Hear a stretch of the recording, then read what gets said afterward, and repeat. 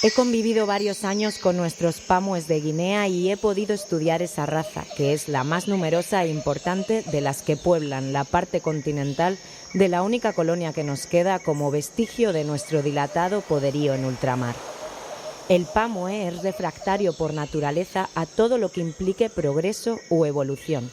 De poco le sirve su contacto con el hombre blanco, porque rechaza sistemáticamente todas sus enseñanzas. Solo por la fuerza abandona alguna de sus bárbaras costumbres. Julio Arija, 1929, razas de la Guinea Española. Welcome to Carne Cruda, the album. Join us for danger, excitement, innovations and...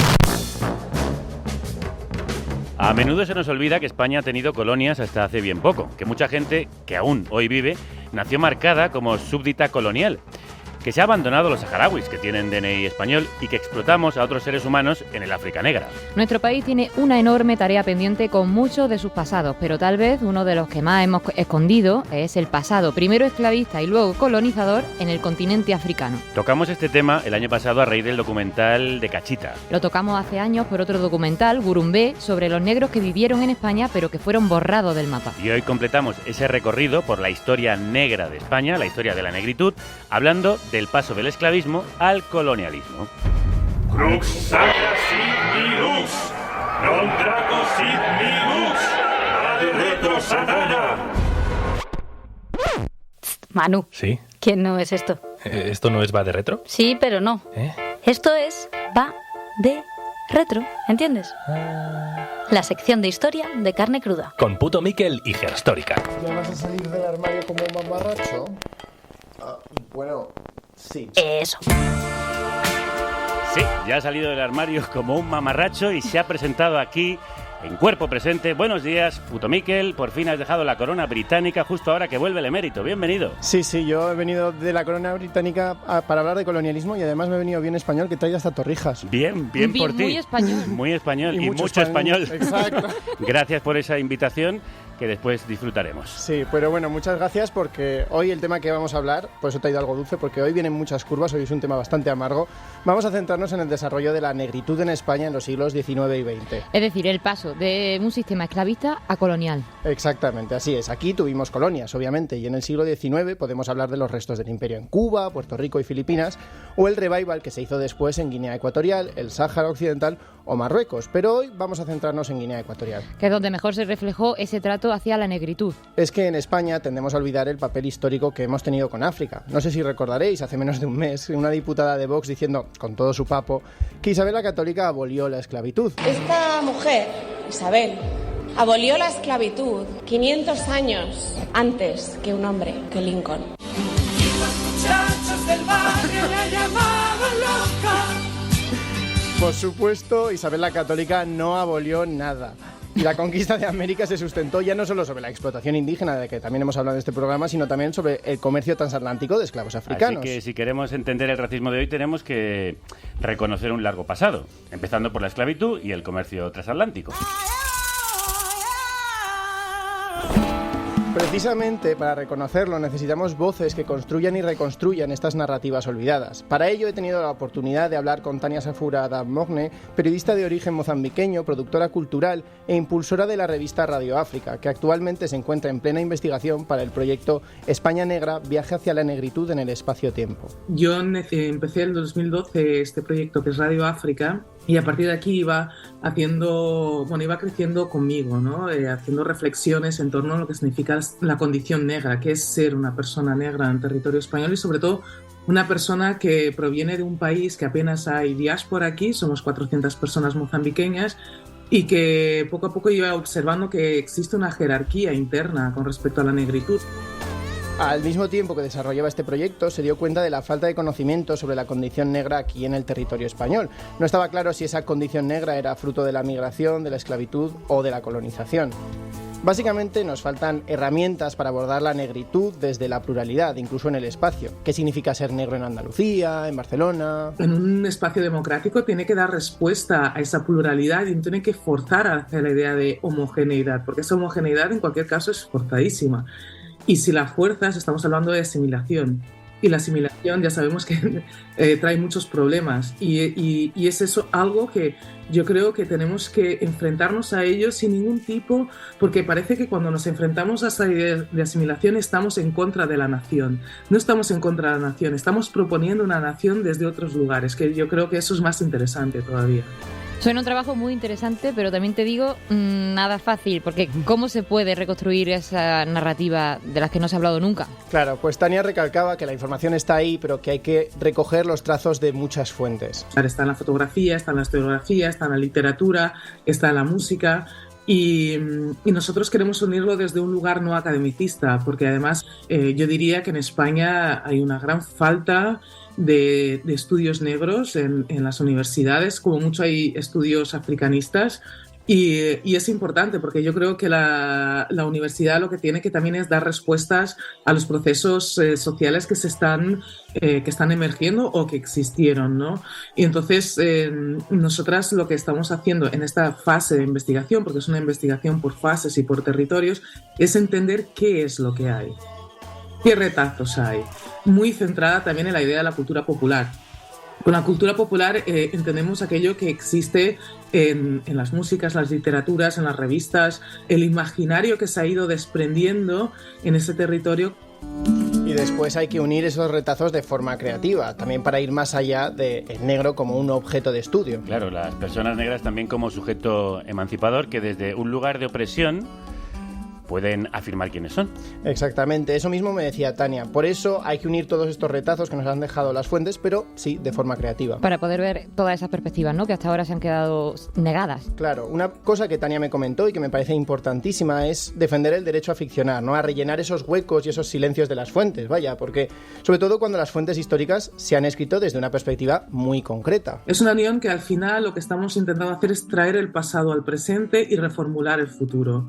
Entonces, hay una parte de ficción en esa unión. O sea, los historiadores ahora me escucharán, yo siempre digo, se pondrán las manos en la cabeza, pero creo que tenemos el derecho a ficcionar. Y es una ficción desde datos evidentemente históricos, pero sí que muchos autores afro-norteamericanos, por ejemplo, que trabajan con el legado de la esclavitud en Estados Unidos y la trata transatlántica, sí que ven que hay una falta de información y que ante esa falta de información pues podemos tener el derecho a ficcionarlo. Y esa falta de información precisamente es por cómo se ha creado la historia, desde qué perspectiva se ha creado la historia. Las historias de las personas negras no eran importantes y por lo tanto no están registradas, muchas no están en los archivos. Hay que mirar también a ver cómo se han registrado en esos archivos, que eso también es muy interesante y nosotros lo trabajamos desde España Negra. Estamos hablando de un problema que puede que empezase hace 500 años, pero que sus consecuencias se pueden ver claramente hoy. Yo creo que proyectos como estos dan respuesta a esa falta de unión con el territorio, dan respuesta a esa incomodidad que vas sintiendo en el día a día, esa separación, ¿no?, del que tú no eres de aquí, ¿no? Y quieres entender cómo se ha configurado eso, porque eso no es una configuración inmediata, sino que tiene una genealogía. Claro, Tania recalca que evidentemente el punto de inflexión está en los siglos XV-XVI. Para situarnos, ese es el momento en el que empieza la trata transatlántica y ser negro es equivalente a ser esclavo. Exactamente, por eso su proyecto empieza desde ese punto, con leyes como las de la controversia de Valladolid, que se empieza a justificar la diferencia del negro y se equipara al negro con ser esclavo. Y todas estas codificaciones legales, por supuesto, han seguido hasta hoy. Para mí es el principio de las leyes de extranjería, ¿no? Lo que están es estipulando cuando estas personas negras, cómo pueden lidiar con el territorio, qué pueden hacer, qué es lo que no pueden hacer, ¿no?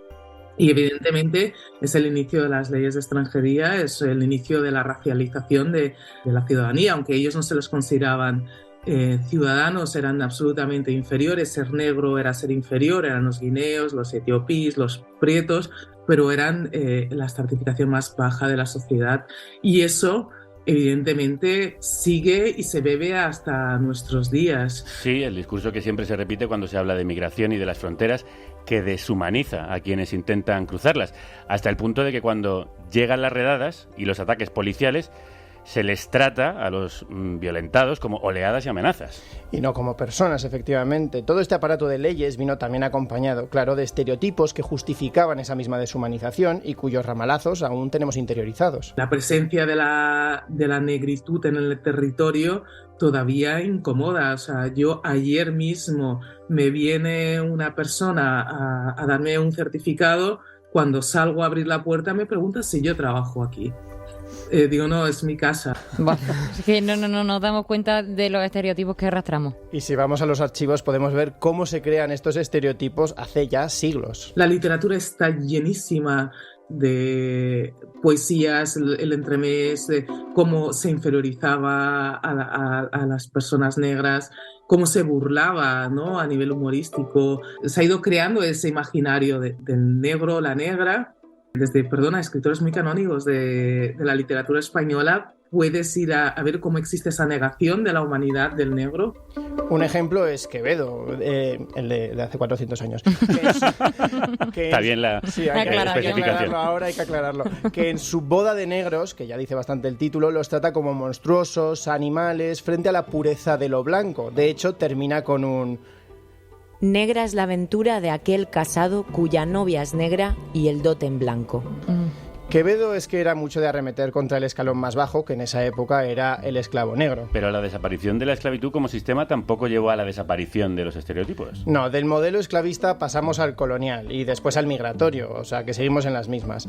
Me decía Tania, las formas de emancipación de las personas negras en el siglo XVI seguramente tienen muchos paralelismos con las formas de emancipación actuales. La globalización, eso sí, ha traído cosas buenas y una de ellas es la conciencia negra a nivel global. Porque necesitamos una nueva perspectiva que rompan con toda esa continuidad. ¿Y eso cómo se consigue? Bueno, pues escucha. Para mí yo creo que la condición negra es una condición de mirada del mundo y de propuestas de convivencia y de futuro desde otro lugar, porque para mí la perspectiva occidental está agotadísima. Han hecho mucho daño.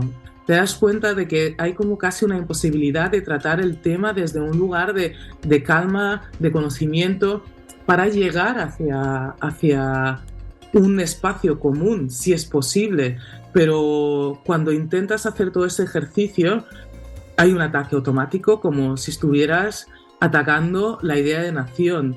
No la estoy atacando, la estoy reformulando, y esa reformulación evidentemente es una reformulación conjunta, pero la vamos a hacer, no podemos aceptar las condiciones en las cuales la historiografía nos ha puesto, evidentemente. O sea, es que es así. Esa reformulación es muy necesaria en la nación española y a muchos niveles. Sí, y esto en parte ya no pasa solo por el reconocimiento individual.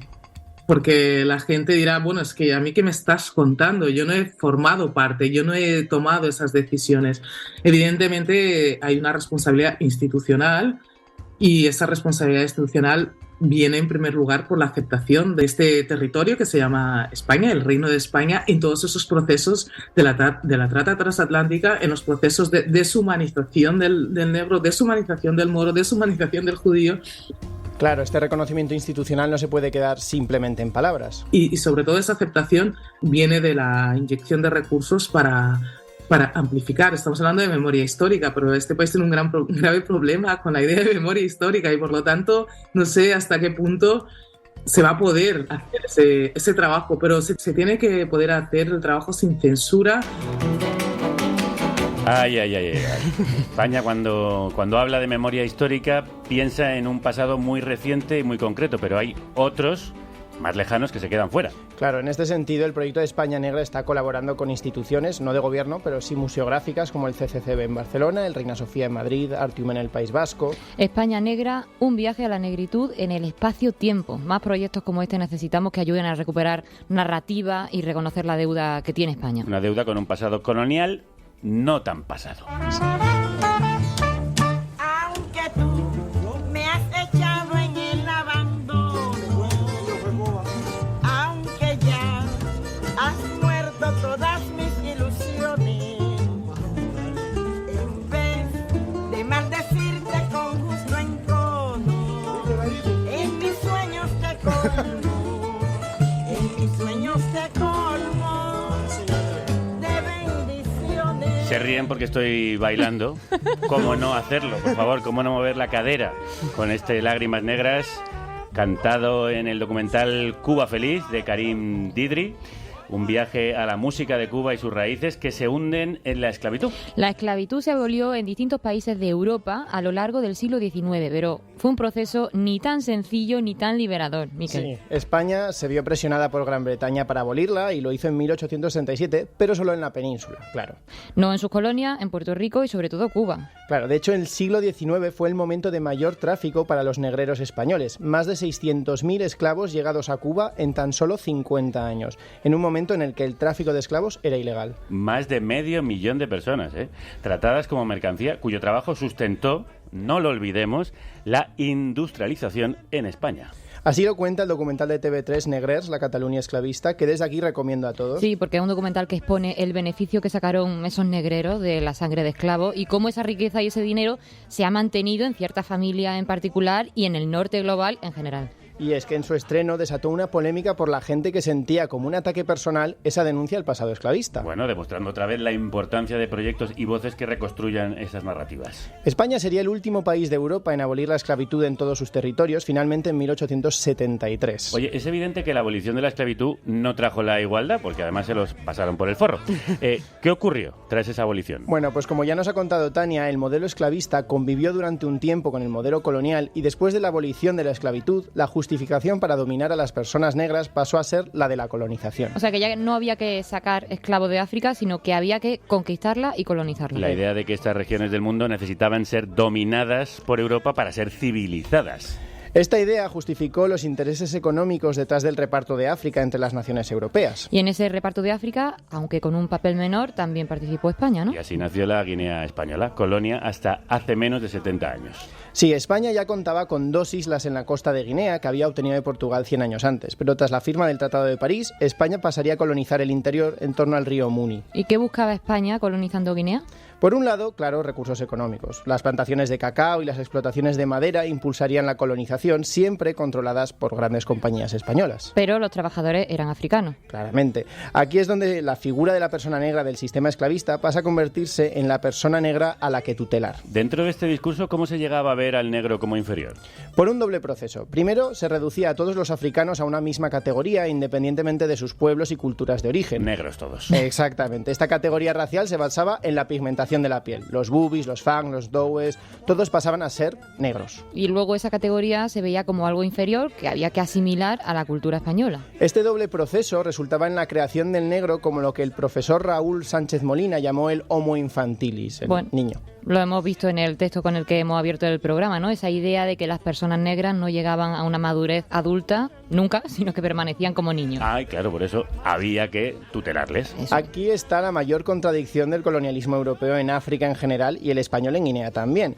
Porque aunque la justificación de la colonia era civilizar y asimilar, muchos, sobre todo los empresarios, creían que eso era imposible. Claro, porque querían que se mantuviera el negro dominado y segregado. Según ellos, la población negra no tenía la capacidad intelectual o biológica para ser asimilada, por lo que tendrían que permanecer tutelados. Las contradicciones entre las justificaciones y los intereses económicos eran parte del sistema mismo. Claro, y otros, sobre todo los misioneros, sí creían en esa misión civilizatoria, pero claro, a través de la asimilación.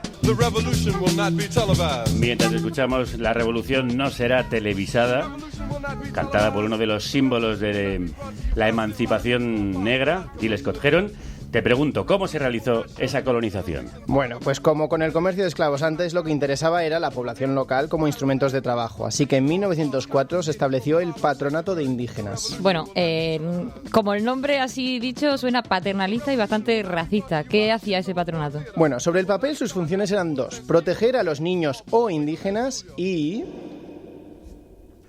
fomentar la cultura y moralización de los naturales del país y su adhesión a España.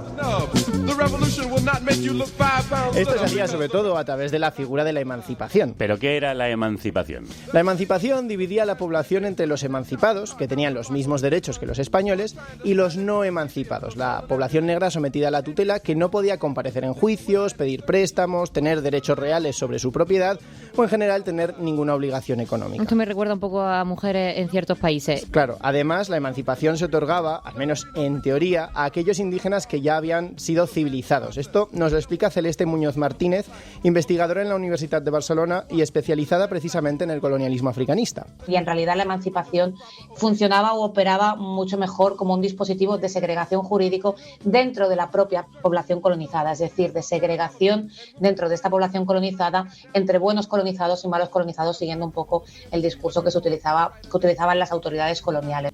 Esta idea de buenos colonizados y malos colonizados se fundamentaba en esa idea de que había pueblos y razas en un estadio primitivo. Y dentro de este discurso, la emancipación funcionaba para justificar la labor colonial. El dispositivo de la emancipación evidentemente se integra dentro de este discurso de la civilización, porque básicamente la emancipación es un reconocimiento de civilización, es un reconocimiento de derechos y deberes a las personas colonizadas que han demostrado este proceso de asimilación completo, y a través de este proceso de asimilación completo demuestran que este discurso de la civilización opera, que es real, ¿no? Y que realmente se puede, a través de la acción colonial europea, ¿no?, elevar, digamos, la cultura de las poblaciones colonizadas, ¿no? Pero por elevar y civilizar se entendían, claro, unos valores muy concretos. Unos valores que en España, durante la dictadura de Primo de Rivera y durante el franquismo, me puedo imaginar cuáles eran. Sí. Precisamente esos dos fueron los periodos en los que más se impulsó la figura de la emancipación. Encajaba muchísimo, ¿no?, también en los discursos de la hispanidad del periodo, en el ideal de la españolización, ¿no?, del cómo era ser un buen español. Evidentemente, pues el abandono de la poligamia, la religión católica, matrimonios católicos, hablar español, el español, trabajar en la administración, es decir, también tener una adhesión al sistema colonial. Y esto se fue regulando a través de diferentes legislaciones que desde 1904 hasta la provincialización del 59 fueron tipificando, ¿no?, cómo debía ser este ideal de la asimilación o este ideal de la españolización. Y a la gente que no entraba o que no quería entrar bajo esa imagen del buen colonizado, pues tampoco se le dejaba al margen, claro. Operaba la legislación europea, pero para los no colonizados un sistema constitucionario que fue violentado, transformado y adecuado progresivamente a lo que serían los estándares de la colonización. Es decir, la poligamia podía ser permitida, pero hasta cierto punto, ¿no? El divorcio podía ser concedido, pero hasta cierto punto. Es decir, por ejemplo, a las mujeres se lo vamos a limitar. Por supuesto, la civilización a la que aspirar tampoco era igual. Pero, ¿cuánta gente llegó realmente a recibir los plenos derechos, emancipado como buen colonizado? Pues Celeste dice que aunque las cifras exactas son difíciles de distinguir, no mucho realmente. Por ejemplo, entre 1940 y 1959, el Patronato de Indígenas concedió 409 emancipaciones, un número ridículo. Pues si tomamos el censo demográfico de 1950, de aproximadamente 194.000 personas, pues básicamente la emancipación únicamente alcanzó a un 0,2% de la población. Es decir, el impacto real de la emancipación fue insignificante, y por eso insisto que más que un dispositivo que también creara estos cuadros coloniales, que podría ser entendido de esta manera, funcionaba básicamente como una aspiración, es decir, como un objetivo en el que la población colonizada podía básicamente, un objetivo al que podía aspirar, pero que para la práctica se materializaba en muy pocas concesiones. Es decir, solo un 0,2% de la población recibió derechos plenos por ser un buen colonizado. Además, la emancipación podía ser retirada en cualquier momento. Podía ser un castigo si te alejabas de ese ideal de españolidad. Por eso Celeste dice que era una aspiración. ¿Y los que llegaban a serlo? Normalmente o ya eran cercanos a los colonos o se convertían en una élite, un cuadro colonial que podía extender el poder de la metrópoli. Esto se vio incluso después de que desapareciera la emancipación. Cuando en 1959 España se vio presionada por el panorama internacional para convertir Guinea en provincia. Celeste explica cómo esta segregación entre buenos y malos colonos en esa primera época sirvió para que nada cambiase y que las consecuencias de toda esta distinción entre buenos colonizados y malos colonizados incluso se mantuvo después de la independencia y se puede ver hoy en día. El sistema, por ejemplo, judicial de Guinea Ecuatorial es una clara copia de un sistema dual que sigue todavía operativo en Guinea, en el que se diferencia pues un código penal o un código civil, herencia del colonialismo, y un sistema de justicia constitucionaria, que es también herencia de ese sistema de tribunales de raza que se implementaron, ¿no?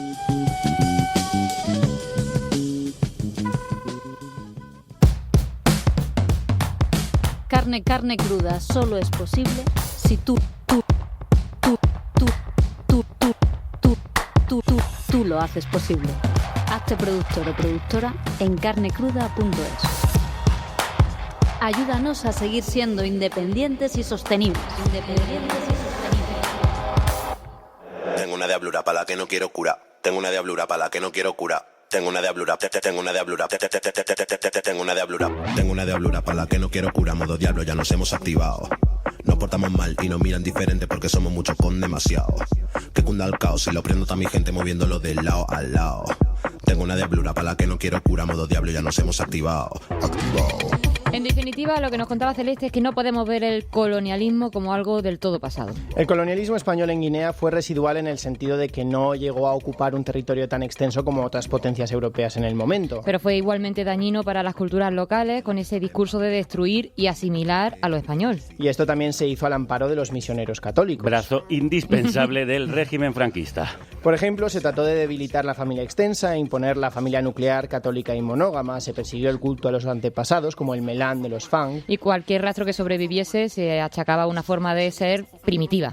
Todos estos estereotipos y formas de ver lo negro como lo otro se han transformado, pero no han desaparecido. Vemos aún sus ramalazos en el racismo, en la ley de extranjería, como nos decía Tania. Sí, leyes que repiten esa misma estructura. Nos servís para que trabajéis y para explotaros, pero no para veros como iguales. Por eso, volviendo al hilo con el que hemos empezado, es importantísimo escuchar a voces afroespañolas y migrantes. Este pasado es de anteayer y casi no se nos enseña, pero lo que sí que aprendemos son muchos de estos estereotipos de mierda que bajo nuevas excusas y capas de maquillaje pues vienen a decir lo mismo. Sí, que por tener unos rasgos físicos o un color de piel eres más persona que otra. Si lo desganásemos a conciencia nos daría para muchísimos monográficos, y si encima fuésemos a la raza en su intersección con el género... Bueno. Entonces no terminamos nunca. No salimos de aquí, pero bueno, creo que eso vienen ahora las de Gestóricas, así que yo me marcho y os dejo... Me ha parecido muy polémico, me ha roto la cabeza que en pleno siglo XX hubiera un patronato de indígenas y que hablásemos de emancipar a otros seres humanos, es decir, como liberar a los esclavos negros en Estados Unidos. Sí, al final todo viene un poco de tratar a la gente como menos que personas, como niños al final, y con una niñez perpetua que dices, bueno, es lo mismo que le pasaba a las mujeres que no podían pedir el divorcio o abrirse una cuenta bancaria en España, también te digo. Pero no en un pasado muy reciente. Sí. Miquel, muchas gracias. Muchísimas gracias. Por el programa y por la torrija. Sí, nos lo tomamos al final del programa. Tú no te vayas, si quieres luego lo compartimos con las históricas. Bueno, y de un pasado que no nos contaron, a un día para recordar. Este viernes 14 de abril nos vamos a celebrarlo a Valencia. Carne Cruda sigue de gira. Nos marchamos hoy de gira, unos días de rula. Que no es una gira, es un girón. Ya hemos pasado por Bilbao, Valencia, Cáceres, Alicante, Mérida, Bueu... Y lo que nos queda. Porque ya tenemos nueva fecha y allí podrás escuchar esto en crudo y en directo. Soy nihilista, me pantuflas y batas. Soy comunista, con seguro de la casa. Artista contestatario. Pues sí, porque ahora que el emérito vuelve, nosotros nos vamos a hacer un programa desde la mismísima Plaza de la Reina en Valencia para reivindicar ese periodo en el que no hubo monarca. Un programa en vivo desde el Festival de Derechos Humanos del Mediterráneo. De la mano de escritores como Paco Cerdá, historiadoras y familiares de fusilados por contar la verdad. Y con temones en directo desde las profundidades del underground valenciano de los que escucháis. Aullido Atómico.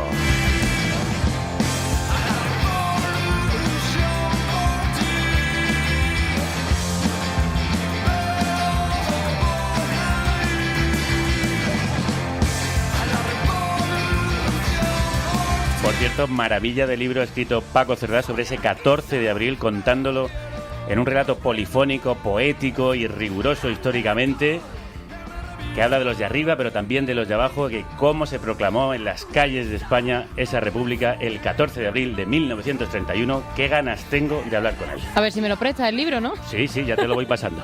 Bueno, si estáis por allí, por Valencia, venido a las 7 de la tarde a la Plaza de la Reina y no llegáis tarde porque allá donde va Carne Cruda, la plaza se llena.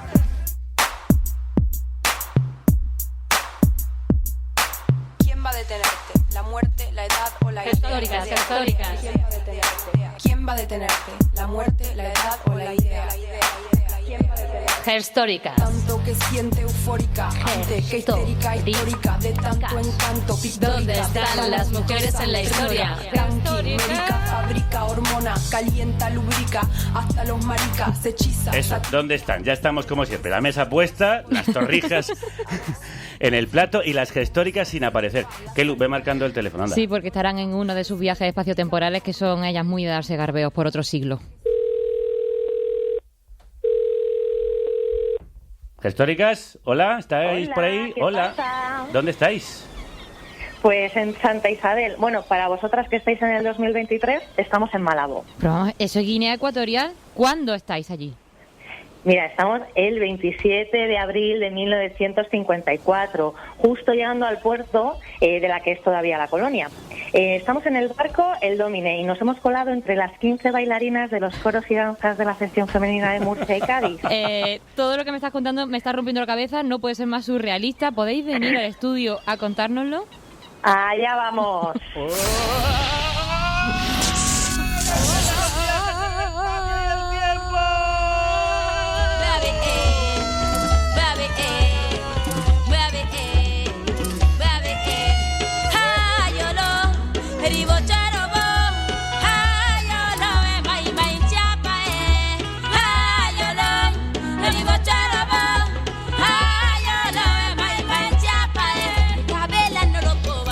Temón, coro y danza, sección femenina, colonialismo.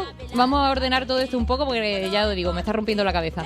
Bueno, es que cuando comenzamos con el proyecto Resistencia sobre memoria histórica y democrática de las mujeres, lo primero que saltó fue las diferencias territoriales. Granada tenía un perfil, Madrid otro, siempre con un denominador común, pero ambos muy distintos entre sí. Además, queríamos analizar la situación de las mujeres en otros territorios coloniales a los que la dictadura también les atravesó. Y como al final eso todavía no lo hemos podido concretar en un paseo urbano, pues nos apetecía compartirlo con vosotras. Claro, y es que la historia de los territorios que estuvieron bajo dominación colonial hasta el siglo XX ni por asomo se estudia en los centros escolares. Esa historia existe y salta en los archivos, en la hemeroteca, vamos, hay que buscarla. La dictadura franquista era muy consciente de que les era necesario tener a la población controlada pese a la lejanía del territorio. Para ello, delegó la educación en órdenes religiosas que ya tenían misiones establecidas en el territorio africano desde décadas anteriores. Y este periodo previo al franquismo ha sido estudiado por Gonzalo Álvarez Chillida, que analizó la misión católica y el poder colonial en el libro Gobernar Colonia, Administrar Almas. En él explica cómo, frente al control externo, la población nativa quería mantener pues, sus costumbres matrimoniales, familiares y sexuales. Bueno, normal que quieran mantener sus costumbres. Oye, Mariela, ¿cómo hizo el régimen para intentar cambiar esto? Pues la estrategia a seguir por parte de quienes tenían el control de la educación en la colonia, que por un lado eran los claretianos y las concepcionistas, era separar a niños y niñas de su familia. Crecían en internado y luego pues promover que se casaran unos con otras y así pues que se formaran más matrimonios católicos. Se acabarían convirtiendo, digamos, en la crème de la crème. Buscáis la fama, pero la fama cuesta. Pues aquí es donde vais a empezar a pagar. Bueno, pues las clases de fama se quedan cortas comparándolas con las de estos centros educativos, porque se sabe que varias niñas se fugaron del internado de las concepcionistas para huir del maltrato al que las sometían. Le llegaron al gobernador las quejas de una de las fugadas de que en el colegio comen mal, las maltratan y trabajan mucho cargando, cuidando ovejas, lavando o buscando comida por las fincas y que las pegan mucho. Unas mujeres se le quejaron de que retener a las huérfanas contra la voluntad de sus parientes en esas condiciones era esclavitud. Mira, se parece mucho a las condiciones de los CIES, que se están denunciando en estos días, por cierto. Y además, bueno, las chicas que aceptaban el matrimonio católico para poder salir del internado, luego se encontraban con una relación fallida de la que también tenían que escapar. Y luego con el franquismo supongo que no hubo grandes mejoras. Pues a la política de españolización se le sumó la deformación en principios del movimiento nacional y en la doctrina nacional católica. En la práctica esto significaba que se iba a perseguir con más fuerza el paganismo, el protestantismo, la poligamia, el concubinato y la promiscuidad de la población nativa. Pero ojo, que ya sabemos que de doble moral iba bien, ¿no? Y las relaciones de la población blanca con nativas pues no se veían tan mal. El régimen promovió la formación de élites nativas subordinadas a los colonizadores que sirvieran de modelo de ascenso social limitado para la población colonizada. unas élites formadas por perfectos españoles franquistas, católicos y monógamos con el modelo de familia nuclear de la España de la época. Esto lo ha analizado muy bien Gonzalo Álvarez Chillida y Gustavo Nerín. Y además, algunas de las medidas para formar a esta élite fueron ofrecer concesiones de tierra a parejas nativas. Pero claro, no a todas. Aquí cito textualmente: a las casadas canónicamente, a las que vivan con descendencia legítima, a las de intachable conducta y a las que tengan mejores informes de religiosidad, patriotismo y hábitos morales, o de reconocida asimilación de las costumbres cristianas. Vamos, que ya tenemos a las parejas de clase media acomodada española y mucho española que quería el régimen. Pero el invento le salió rana, porque justamente esas élites son las que clandestinamente se organizaron y dieron forma al nacionalismo ecuatoguineano. Esas élites, las más católicas y franquistas, fueron las que llevaron su denuncia a la ONU. Claro, porque no podemos olvidar que ante las presiones de la ONU, en 1963, las provincias españolas guineanas, por un lado Bioko, Fernando Poo, y por otro Río Muni, fueron unificadas y obtuvieron más autonomía. Ahora más que nunca, el régimen quería estar presente en los territorios guineanos para que cuando llegase la independencia las relaciones comerciales, las industriales, las financieras no se vieran dañadas del todo. Y para ello va a entrar en juego una institución de la que ya hemos hablado en otros programas, la sección femenina. Todas firmes. ¡Tachán! Y bueno, como indica Amalia Morales y Soledad Vieitez, de la Universidad de Granada, desde finales de la década de los años 50 en adelante, el régimen se va a plantear ampliar el ámbito de acción de la sección femenina a las colonias saharaui y guineanas. Estos viajes de coros y danzas fueron los primeros acercamientos que la institución tuvo en Guinea. Se establecería definitivamente en 1964, cuando ya ostentaba el nombre de Región Autónoma de Guinea Ecuatorial. Era una oportunidad para mostrarse como una autoridad sobre las mujeres locales, a quien por supuesto esperaban transformar, reproduciendo el ideario de género que imponían en otros territorios, ¿no? Aunque no siempre tuvieron el efecto esperado. Y lo que decían desde la sección femenina era que estaban muy preocupadas al conocer la situación de la mujer nativa, que también era española. Vamos, que se posicionaron como las ángeles salvadoras. Bueno, mira, hasta tal punto que el programa de formación de mujeres y niñas en las colonias se denominó La Llamada de África, ¿no? Y en los informes se decía lo siguiente: la mujer en estos territorios va a exigir de nosotras que le ayudemos a formarse como persona humana y como mujer, y no como española ni sección femenina de falange española tradicionalista. Bueno, ¿y quiénes eran las encargadas de todo esto? Bueno, pues se ofrecieron voluntarias las camisas viejas, que además eran las incondicionales del régimen. Muy fanes. Con ellas se establecieron dos delegaciones, una en Río Muni y otra en la isla de Fernando Poo, la que conocemos como Bioko. Los informes que se realizaron perpetúan estereotipos, que si eran mujeres difíciles y problemáticas, con una mentalidad totalmente diferente a las mujeres nacionales, que eran apáticas, mentirosas. Eso sí, que las niñas se mostraban una gran celeridad para ir a la escuela, vamos, terrible, ¿eh? ¿Y cómo funcionaba esa educación? Bueno, pues por un lado estaban las delegaciones, luego había escuelas de hogar en Bata y en Santa Isabel, y también cátedras ambulantes en Sevilla de Niefán y en Valladolid de los Bimbeles, hoy denominadas Niefán y Añiso. Bueno, qué nombre esto, sí, sí. Me ha recordado un poco a Kevin Corne de Jesús. Valladolid de los Bimbeles. Pues sí. Se instruyeron a las jóvenes, a las madres, a las cuidadoras, recibían formación en técnicas de administración del hogar, en industrias rurales, higiene, por supuesto clases de educación física y formación familiar y cívica, y al final todas estas labores se llevaron a cabo sin tener en consideración los intereses de estas mujeres y estas niñas nativas. Y en 1965 lo que funcionaba eran los círculos de juventudes y un colegio menor en Bata.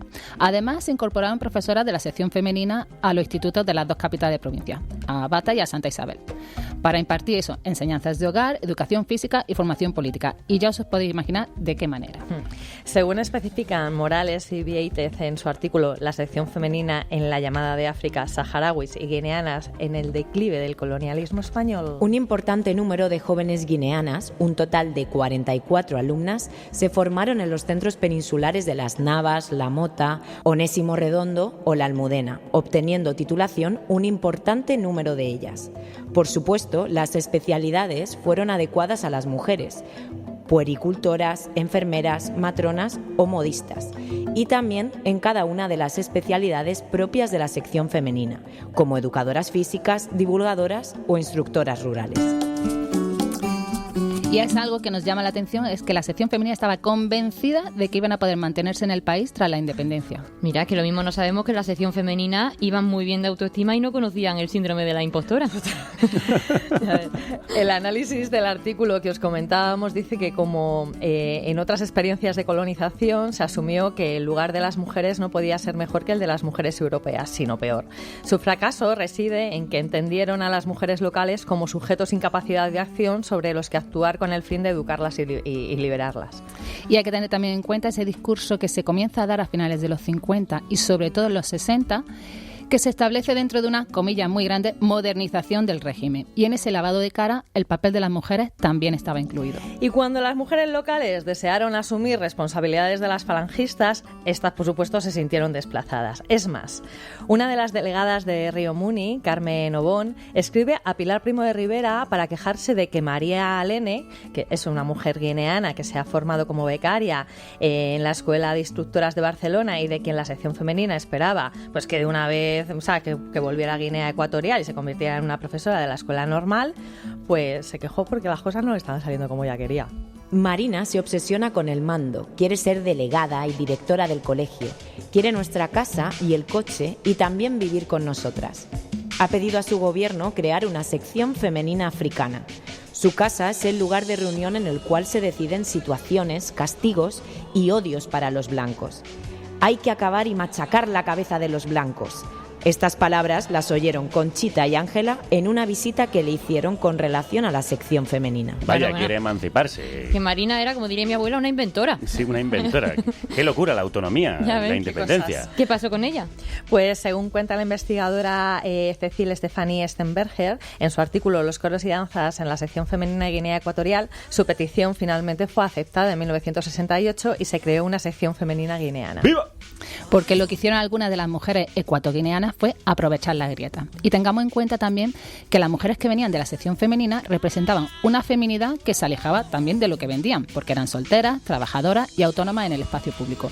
Así que no era nada raro el querer tener algo de eso. Pero claro, lo que no se esperaba en la otra era la determinación y el empoderamiento de las guineanas. Eso es. Claro, Morales y Vieitez también reconocen que tras la independencia se quedó la huella de la sección femenina en las estructuras y el estilo organizativo. Y algunas líderes guineanas de la sección femenina luego pasaron a formar parte del Partido Unificado Nacional de Trabajadoras. Y como indica el investigador Gustavo Nerín, sobre el ala femenina, hablando sobre el ala femenina del partido, a partir de la dictadura de Macías siguió haciendo lo mismo que había hecho la organización falangista, pero cambiando al sello comunista. Bueno, y escuchando toda esta movida hay una cosa que me está rondando la cabeza. Todo esto estaba siendo impuesto sobre una población que en realidad era diversa culturalmente. ¿Cómo viven ese colonialismo del siglo XX las mujeres guineanas? Bueno, pues para ello vamos a escuchar una entrevista a Remey Sipi. Además de referente, escritora, editora y feminista. Ella vivió su infancia y adolescencia en la Guinea Ecuatorial previa a la independencia. Justo salió en el 68 y contaba cómo era la vida en el colegio.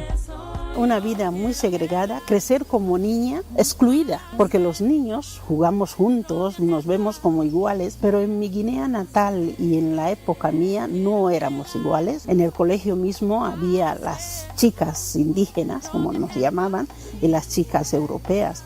Entonces el uniforme era distinto, el suyo era blanco a veces, el nuestro rayado que sobresalía, que nos vieran enseguida. Ellas estaban delante, nosotros siempre detrás. Pagando a los padres la misma, o sea, la cuota era igual, pero los tratos no eran iguales.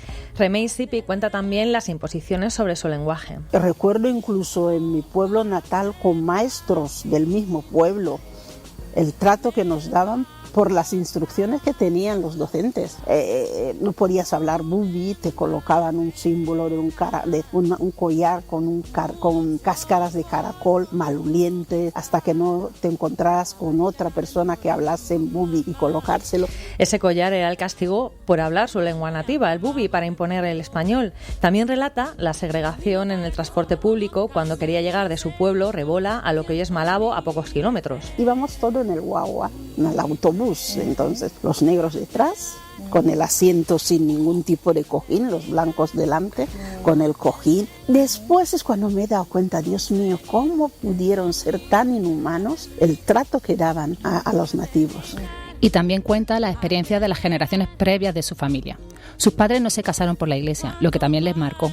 A la madre en misa no le dejaban comulgar y en el colegio católico también hubo reticencia. Yo que soy de una etnia matrilineal, pongo el acento a todas las chicas, nosotras las mujeres ya desde el país de origen estábamos empoderadas. Esas relaciones familiares y sociales se daban en el espacio privado y en el espacio privado ahí sí que marcaban las mujeres. Asuntos que eran de importancia dentro de la comunidad, la mamá mayor, la vieja, es la que impartía órdenes, pero en los espacios de la administración donde la colonización había trasladado todos sus modos viviendo, porque no olvidemos que el patriarcado no solamente es africano, entonces ahí las mujeres no contaban. Cuando le preguntan que de dónde nace el feminismo en una muchacha en pleno franquismo, ella dice: Mana desde el hogar. Mi abuela, mi madre, mis hermanas ya eran feministas. Lo que pasa es que la terminología, como no se utilizaba, no pensaban que entraban dentro de los cánones del feminismo. Pero yo podría decir que de siempre he sido feminista.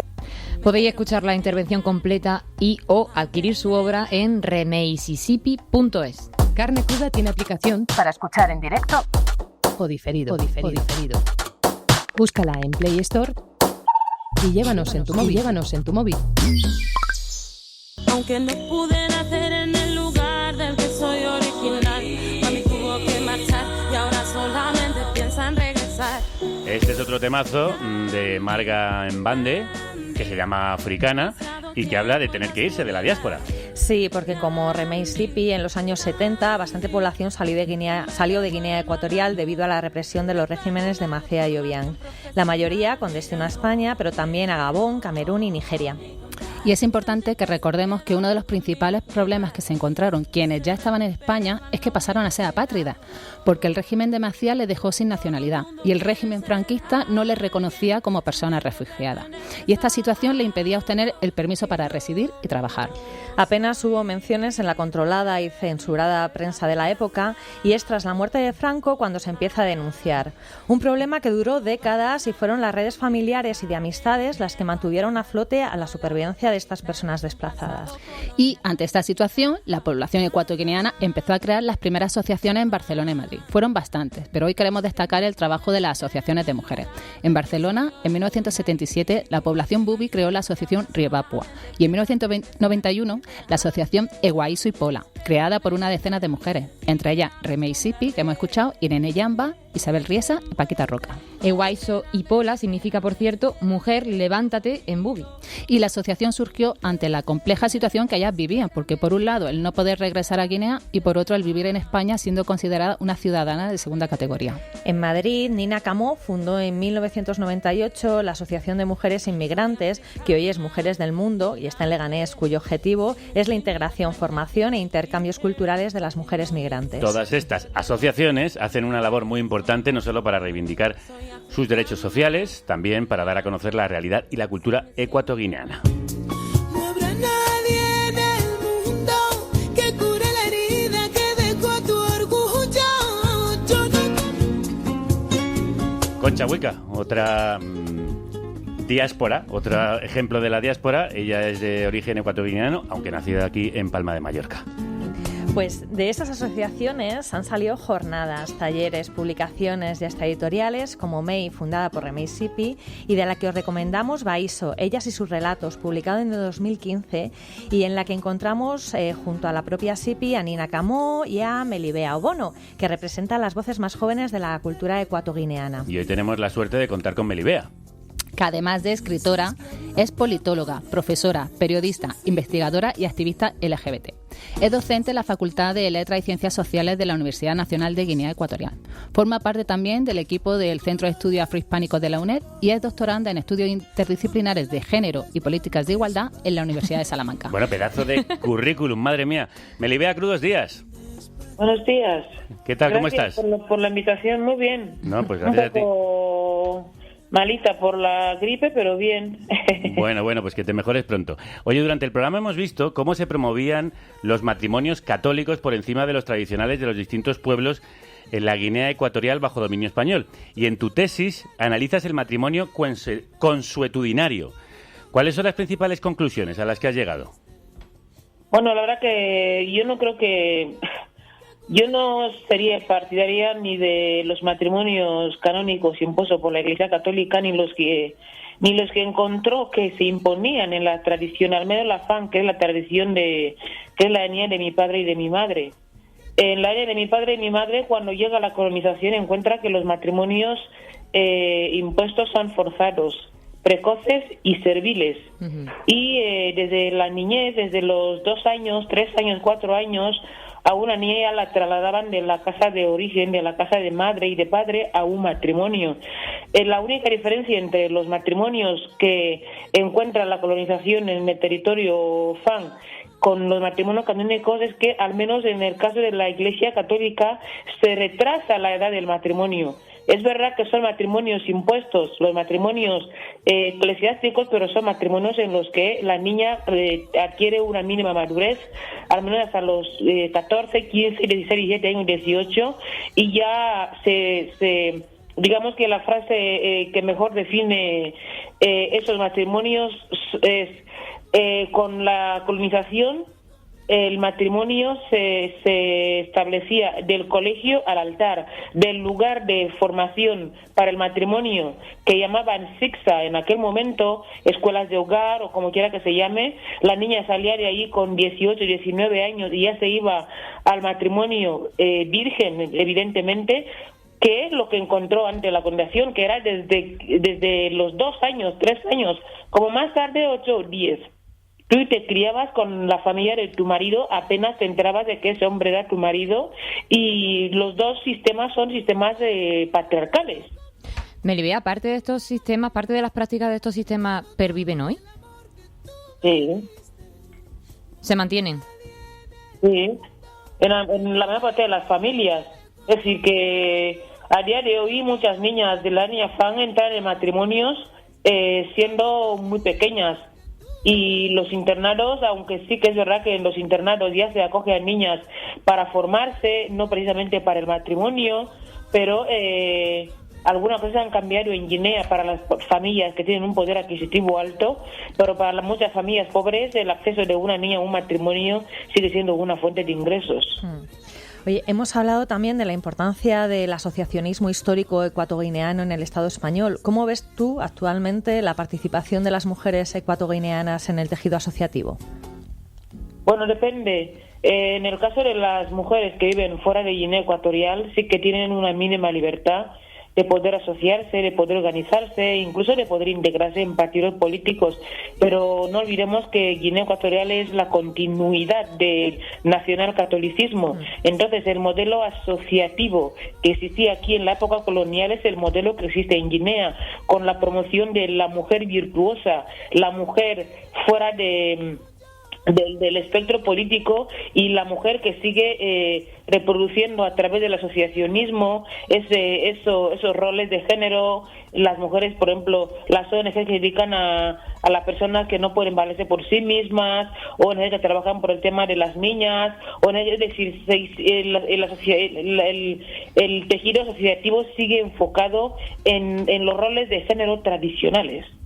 Entonces, pues las mujeres que intentan salir de la norma de ese modelo, de ese formato de mujer ideal, y empiezan a hacer activismo en el marco de los derechos humanos, en el marco de, por ejemplo, LGTB, literatura, derechos, no muchas son abogadas y trabajan por los derechos humanos, pues son mujeres estigmatizadas, no solo por el régimen nacional católico, también por los partidos de la oposición que en principio piensan cambiar Guinea. Bueno, tú has roto con todos los tabúes habidos y por haber. En tu novela La Bastarda, publicada en 2017, fuiste pionera en hablar sobre el lesbianismo en Guinea Ecuatorial. Eso, unido a tu activismo con el colectivo LGBT Somos Parte del Mundo, pues te ha hecho un referente. ¿Ha sido muy difícil romper todas esas puertas y barreras?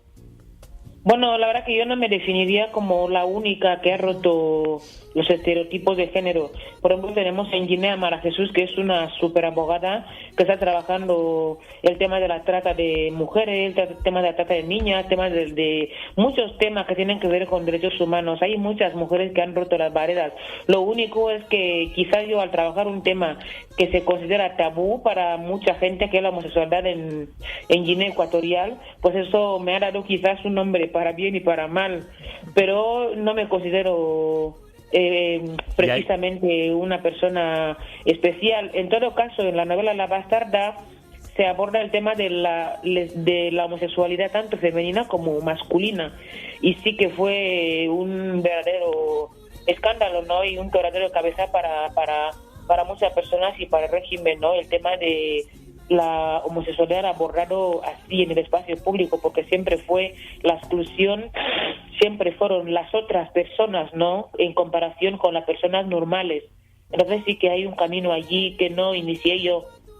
Es decir, sí que en Guinea existía ya un activismo LGTBIQ+, tanto en mujeres trans, en hombres trans, en hombres gays, en mujeres lesbianas, pero la primera persona que organiza la Semana de Expresión Cultural LGTBIQ+ en Guinea, con participación de las instituciones públicas, es un diplomático español, Luis Melgar, no soy yo. Entonces, después de esa actividad, pues seguimos trabajando y tal, pero no soy la persona que funda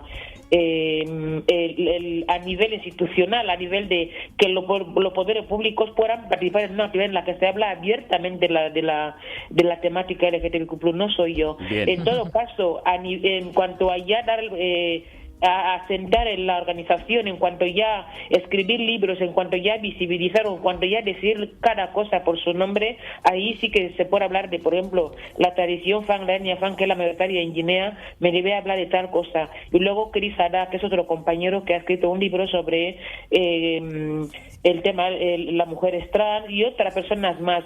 Digamos que es un trabajo en equipo. Quizás soy la petarda que mi nombre ha salido, y porque quizás digo muchas cosas que algunas personas quizás no se atreven a decir, pero yo no me considero un icono ni única, pero bueno, claro. Gracias por otorgarme este estatus. Bueno, gracias a ti por ser esa petarda, por reconocer a las que han venido antes y por seguir en ese camino. Melibea, bueno, un abrazo muy fuerte. Gracias a ustedes. Ya no puedo más verte sufrir. Hablando de organizarse y de manifestarse, mañana Melibea tiene un acto. Sí, Melibea participa en la primera edición del Encuentro de Literatura Queer de Mary Read, que tendrá lugar los días 13, 14 y 15 de abril en el Museo Reina Sofía. Un encuentro en el que también participará Esther Mayoco Ortega, investigadora y escritora afroespañola de origen ecuatoguineano. Y os recomendamos también leer y conocer la experiencia de las mujeres de la diáspora ecuatoguineana, como las que comparte Silvia Yang, que la podéis encontrar en Instagram como Afropoderosa, y la actriz Asari Vivan. Así como el gran trabajo de afroespañolas como la periodista Lucía Embomio y la dramaturga Silvia Albert Sopale para cuestionar el racismo que sigue presente en la sociedad española. Sé que este mundo perdió el control, me anota el pensamiento en su llanto. Un gran plantel, allí estaremos. Sara, Mariela, muchísimas gracias por este programa. A vosotras. ¿Con qué tema nos despedimos? Pues hemos elegido Sibeba, de Las Hijas del Sol, el grupo de origen Bubi formado por Piruchi Apo Botupá y Paloma Loribo Apo. Nos vemos, pues, si nos dejáis en la próxima. Sí, en la próxima, claro que sí, que no solo os dejamos, sino que tenemos muchas ganas. Mañana volvemos con las nuestras. Hasta entonces, que la radio os acompañe.